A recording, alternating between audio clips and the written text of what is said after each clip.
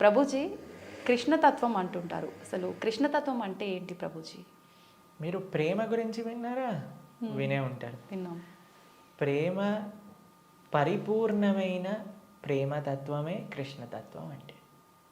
Okay. అయినా మూర్తీభవించిన ప్రేమ స్వరూపం, మూర్తీభవించిన ఆనంద స్వరూపం.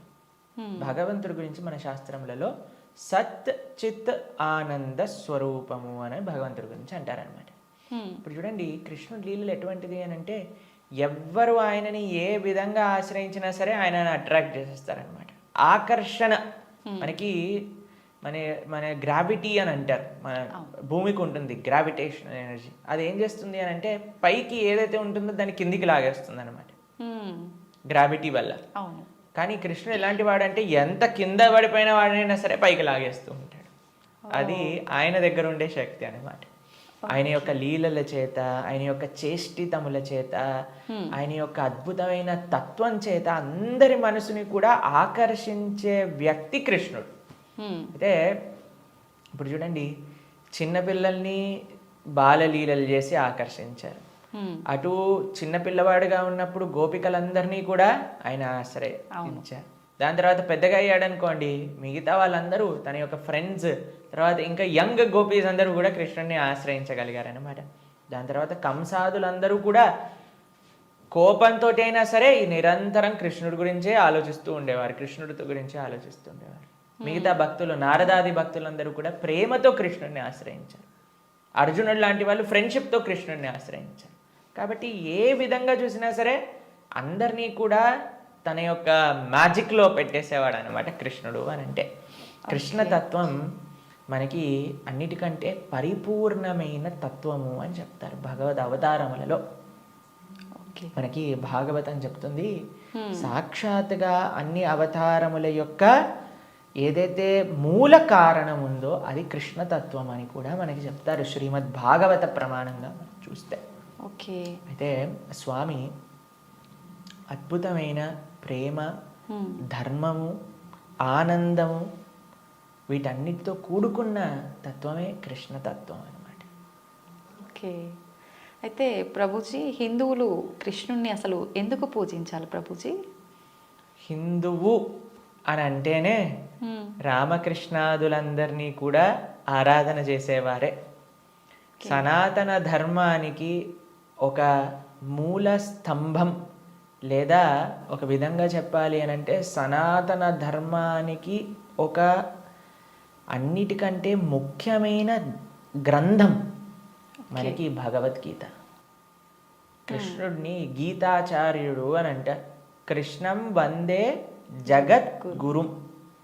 మనందరికీ గురువు ఎవరు అని అంటే అది శ్రీకృష్ణుడే. గీత ద్వారా అసలు హిందూ అని అంటే ఏంటి, సనాతన ధర్మానికి చెందినవారు అని అంటే ఏంటో తెలుసా అండి? మనకి భగవంతుడి పైన నమ్మకం ఉంటే మనం హిందువులం కాదండి, మనం సనాతన ధర్మానికి చెందిన వాళ్ళం కాదు. మన శాస్త్రముల పైన నమ్మకం ఉంటే మన హిందువులం అవుతాం. చాలా మంది అనుకుంటారు, మేము గుడికి వెళ్తామండి, మేము బొట్టు పెట్టుకుంటామండి, మేము భగవంతుడికి అగరబత్తి తిప్పుతామండి కాబట్టి మేము హిందువులం. Sorry sir, you are not Hindu. మనం ఎప్పుడైతే గీత, భాగవత, రామాయణాదులు అన్నిటినీ కూడా ఒప్పుకుంటాం అప్పుడు మనం హిందువులు అవుతాం అన్నమాట. ఎందుకంటే మనకి భగవంతుడి గురించి ఎలా తెలిసిందండి? మీ కృష్ణుడు ఉన్నాడు అని ఎలా తెలిసింది? భాగవతం నుంచి తెలిసింది. రాముడు ఎలా ఉన్నాడు అనేది తెలిసింది రామాయణం నుంచి తెలిసింది. మనం రామాయణము, భాగవతము, భగవద్గీత, ఉపనిషత్తులు, వేదములు వీటిని ఒప్పుకున్నప్పుడే మనం భగవంతుడికి నమ్ముతాము అని మనకి ఆచార్యులు చెప్తారనమాట. కాబట్టి ఆస్తికత అని అంటే గ్రంథములపైన నమ్మకం పెట్టడం, మన శాస్త్రములపైన నమ్మకం పెట్టడం, మన ఆచార్యులపైన నమ్మకం పెట్టడం. కాబట్టి మనందరికీ ఎవరైతే కృష్ణుడు భగవద్గీతలో ఒక విషయం చెప్తారు, ఏంటో తెలుసా అండి? అహం బీజ ప్రదాపిత అని అంటారు. మనందరికీ తండ్రి ఆయనే. మనందరం కూడా మమై వాంసో జీవలోకే జీవభూత సనాతన అని అంటారు గీతలో. మనందరం కూడా కృష్ణుడి యొక్క అంశములు, చిన్న tiny part and parcels of Krishna అని అంటారు. అంటే మీకు ఎక్స్ప్లెయిన్ చేయాలి అని అంటే, ఒక పెద్ద బంగారపు ముద్ద ఉందనుకోండి, 1 కేజీ బంగారపు ముద్ద ఉంది. మీకు ఒక ఉంగరం చేయించుకోవాలి అని అనుకోండి, దాంట్లో కొద్ది బంగారం తీసి మనం ఉంగరం చేయిస్తాం. కృష్ణుడు ఆ బంగారపు ముద్ద లాంటి వారనమాట. మనమేమో చిన్న చిన్న ఉంగరం లాంటి వాళ్ళం అనమాట. కాబట్టి మనకి కృష్ణుడికి ఉండే సంబంధం ఏంటి అని అంటే జీవేర స్వరూపహోయ్ కృష్ణేర నిత్యదాస్. మనందరం భగవంతుడి యొక్క దాసులం, భగవంతుడికి సేవకులం అనమాట. కాబట్టి ఆయన సేవ చేయకపోతే ఇంకా మనిషే కాదు కదండి. దుర్లభో మానుషో దేహో తదపి దుర్లభమర్థతం మనుష్యత్వం ముముక్షత్వం వైకుంఠ ప్రియ దర్శనం. ఈ మానవ జన్మ లభించిందే భగవంతుని తెలుసుకోవడానికి. కాబట్టి ఆ భగవంతుడి ఆరాధన అనేది ప్రతి ఒక్కరూ తప్పకుండా చేయాలి. మన సనాతన ధర్మంలో కృష్ణ రామ ఆ యొక్క సేవ, వాళ్ళ యొక్క తత్వాలను మనం శ్రవణం చేయటం, వాళ్ళకి సేవ చేయటం అనేది చాలా ముఖ్యం. కాబట్టి ప్రతి ఒక్కళ్ళు కూడా చక్కగా కృష్ణుని ఆశ్రయించాలి, కృష్ణుడి యొక్క భక్తి చేయాలి. ఓకే, అయితే ప్రభుజీ కృష్ణుడిని ఆరాధించాలంటే కృష్ణుడి విగ్రహం అనేది మనం ఇంట్లో పెట్టుకొని ఆరాధించాల్సి ఉంటుందా గురూజీ? అసలు ఎందుకు పెట్టుకోవాలి కృష్ణుడి విగ్రహాన్ని? కృష్ణుడి యొక్క విగ్రహం ఎందుకు పెట్టుకోవాలి అని అంటే, మనం మీకు ఒక విషయం చెప్తానండి. మీకు చాలా ప్రేమ ఉన్ని వ్యక్తిలోని ఎవరైనా ఉన్నారనుకోండి, మీరు ఏం చేస్తారు? మా కాలేజ్లో మేము ఇంజనీరింగ్ చదువుకునేటప్పుడు చూసేవాళ్ళం అనమాట. ఎవరికైనా గర్ల్ ఫ్రెండ్ బాయ్ ఫ్రెండ్ ఉన్నారనుకోండి, వాళ్ళు ఏం చేస్తారు తెలుసా? స్క్రీన్స్ ఎవరిపైన వాళ్ళు ఫోటో పెట్టుకునేవారు అనమాట. అదే అడుగుని, అరే వీళ్ళెవరు అంటే, వీళ్ళు నా గర్ల్ ఫ్రెండ్, వీళ్ళ బాయ్ ఫ్రెండ్ అని చెప్తూ ఉండేవారు. తర్వాత మేము ఎప్పుడైనా వాళ్ళకి రూమ్కి వెళ్ళాం అనుకోండి, రూమ్లో కూడా వాళ్ళ ఫోటోలు ఉండే. దాని తర్వాత ఎక్కడ పర్సులో చూసాను, పర్సులో కూడా వాళ్ళ ఫోటో ఉండే. మనం ఎవరినైతే ప్రేమిస్తామో వాళ్ళ యొక్క చిహ్నాలతో మన అందరినీ నింపేసుకుంటూ ఉంటాం కదండి. అవును ప్రభుజీ. కాబట్టి మనం భగవంతుణ్ణి ప్రేమిస్తున్నాము అన్నప్పుడు భగవంతుడి యొక్క అవే మన దగ్గర ఉండాలన్నమాట. ఇప్పుడు చూడండి, మేము స్వామి ఆరాధకులం. మా స్క్రీన్ సేవర్లో చూడండి, మీకు కృష్ణుడు కనిపిస్తాడు, పార్థసారథి. ఇక్కడ లోపల తీసిన మా ఆచార్యులు కనిపిస్తారు. కాబట్టి ఎక్కడ ఉన్నా సరే కృష్ణుడితో మనం నింపేసుకుంటాం అనమాట. కృష్ణుడు మనకి ఎల్లప్పుడూ గుర్తుండాలి. చాలా మంది అంటారు, ప్రభుజీ మాకు కృష్ణుడు గుర్తు రావాలి, రోజంతా మేము కృష్ణ స్మరణలో ఉండాలి అని అంటే భగవంతుడి యొక్క నామం జపం చేయటం, భగవంతుడిని ఆరాధన చేయటం అనేది చాలా ముఖ్యం. ఓకే. కాబట్టి ప్రతి ఒక్కళ్ళు చాలా మంది భయపడిపోతూ ఉంటారు, ప్రభుజీ ఇంట్లో విగ్రహం పెడితే ఆయనకి 3 పూట్ల నైవేద్యం పెట్టాలా అని అంటే, మరి స్వామి మనకి తినడానికి తిండి ఇచ్చింది, మీకు శరీరం ఇచ్చింది, పీల్చడానికి గాలి ఇచ్చింది, చూడడానికి కన్నులు ఇచ్చింది, శక్తిని ఇచ్చింది, మనసునిచ్చిందేమో ఆయనకు పెట్టడానికి మనకి పెద్ద బాధ. ఆయన నుంచి అన్ని వాడుకోవడానికి అయితే అప్పుడేం అడగట్లేదు, ప్రభుజీ మేము ఇంత వాడేసుకుంటున్నాం కృష్ణుడి దగ్గర నుంచి అని ఎవరు అడగాల్సిన అవసరం లేదు. కానీ కృష్ణుడికి ఇచ్చేటప్పుడు మాత్రం 3 పూటలా పెట్టాలా అండి నైవేద్యము అని అడుగుతారు. నిజంగా అలా పెడితేనే కృష్ణ పరమాత్ముడు మనందరినీ అనుగ్రహిస్తాడా ప్రభుజీ? మీరు ఒక్క విషయం చెప్తానండి. మీ ఇంటికి ఒక గెస్ట్ని తీసుకొచ్చారు, ప్రభుజీ గెస్ట్కి 3 పూట్ల పెడితేనేనా అండి ఆయన పట్ల ప్రేమ ఉన్నట్టు? ఆయన ఉపవాసం ఉంటే నాకేముందండి, ఆయన వచ్చి అక్కడ ఉన్నాడు, ఆయనంతా ఆయన ఉంటాడు, ఆయనకి ఏదైనా ఆకలేస్తూ వండుకొని తినమనండి అని అంటారండి గెస్ట్ని ఎవరినైనా? లేదు ప్రభుజీ. రాగానే మీరు ఇప్పుడు నేను రాగానే నన్ను టీ తాగుతారా కాఫీ తాగుతారా అని అడిగారా? అవును ప్రభుజీ. మరి అడగకుండా పర్వాలేదులే ఈయన వచ్చాడు కదా, ఈయన ఇష్టం ఉన్నట్టు ఈయనని కూర్చొని ఈయననే మైక్ సెట్టింగ్ చేసుకొని ఈయననే షూటింగ్ చేసుకొని వెళ్ళిపోని ఇవ్వండి అంటారా? లేదు ప్రభుజీ. కాబట్టి మనం ప్రేమతో భగవంతుని పిలిచినప్పుడు, భగవంతుడు వచ్చినప్పుడు ఆయనకి సేవ చేసే బాధ్యత కదండి మనకి. అవును. ఆయనకేం కావాలని కాదు, కానీ మనకు ఆయన పట్ల ఉండే ప్రేమను వ్యక్త చేసుకోవడానికి మనం సేవ చేసుకోవాలి. ఇప్పుడు ఆయనకి రావాల్సిన అవసరం ఏముందండి? మీరు ఇందాక అన్నారు, ప్రభుజీ మీరు వచ్చినందుకు చాలా సంతోషమైంది అని. కాబట్టి మనలాంటి ఏదో చిన్న వ్యక్తి ఒకళ్ళ దగ్గరికి వెళ్తేనే మనం సంతోషపడుతున్నామే, అఖిలాండ కోటి బ్రహ్మాండ నాయకుడు మన ఇంటికి వచ్చాడు ఒక విగ్రహ రూపంలో మన సేవ స్వీకరించడానికి అని అంటే ఎంత ఆనందంతో మనం స్వామిని స్వీకరించాలి చెప్పండి, ఎంత విశేషంగా స్వామిని ప్రేమించాలి చెప్పండి. అవును ప్రభుజీ. మన ఇంట్లో భగవంతుడు అంటే ఒక వ్యక్తి, ఆయన మన దగ్గరికి వచ్చారు, మనం పిలిచి నమ్మకంతో వస్తే అక్కడ ఉంటాడు.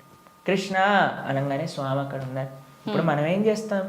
భగవంతుడి యొక్క పూజ అంటే పెద్ద ఏదో వీళ్ళు అనుకుంటారు ఒక ఎక్స్ట్రా బాధ్యత మా తలపైన వేసేస్తారని. కాదండి, ఈజీ. ఇప్పుడు నేను వచ్చాక మీరేమన్నారు? రండి కూర్చోండి, నీళ్లు తాగుతారా, ఏదన్నా తీసుకుంటారా, అంతే భగవంతుడి ఆరాధన. స్వామి వచ్చావా, తర్వాత కూర్చోబెట్టడం, ఆసనం సమర్పణ చేయటం, తర్వాత అర్ఘ్య పాద్య ఆచమనీయాదులు ఇవ్వటం, తర్వాత మీరు ఇంటికి గెస్ట్ వచ్చారనుకోండి, అయ్యా వాష్రూమ్ యూస్ చేస్తారా, స్నానం చేసి రండి, ఫ్రెష్ అప్ అవ్వండి అంటారు కదా. స్వామికి స్నానం చేయించటం. దాని తర్వాత ఏం చేస్తారు, చక్కగా వస్త్రాలు ఇస్తారు, టవల్ ఇస్తారు, చూసుకోవడానికి వస్త్రాలు వేస్తారు. అయ్యా హాయిగా కూర్చోండి, మీకు భోజనం తయారు చేసి వచ్చాం, చక్కగా రండి, టిఫిన్ చేయండి, భోజనం చేయండి అని చెప్తాం. భగవంతుడికి నైవేద్యం పెట్టడం, అంతే పూజ అంటే. దీంట్లో కంగారు పడిపోయి అయ్యా మా ఇంట్లో కృష్ణుని తెచ్చుకుంటే మేము ఏమేం చెయ్యాలి, మా సమయం అంతా పోతుందా.